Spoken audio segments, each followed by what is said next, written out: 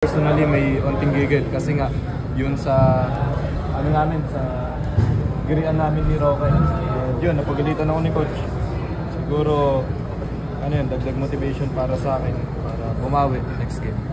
Fair to say ba, Mark, na parang nadala ka ng ano kanina? Nagpadala ka ng... Oo, yun nga. Naging selfish talaga ako. Hindi ko man lang inisip yung team.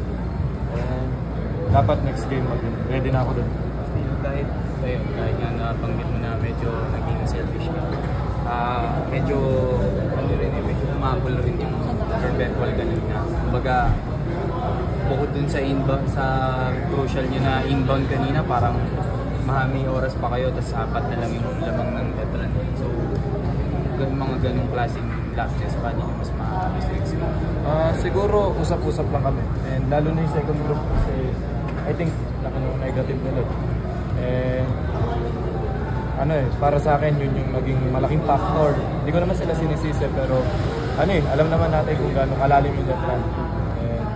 Kapag kahit yung elimination namin, kapag yung second group na, tambak din kami second quarter. And yun nga, sabi ni Coach Olsen, hindi namin character yung magbigay ng 50 points sa first half. Our question, meron ka bang mga good habits na pwedeng ma-pick up dito sa loss na to na hopefully by next game mag-translate na sa panalo? Actually, madami. Yun nga, isa na yung wag na ako magpadala sa ganong tactics. Itong game na to, daming lesson para sa akin. And dadalhin ko yun para sa next game. And hopefully talaga makuha na namin and kailangan namin talaga, ayoko pa magbakasyon eh. Sabi nga ni Coach Olsen, masarap pala sa feeling na naglalaro na ng December kasi ngayon lang din siya.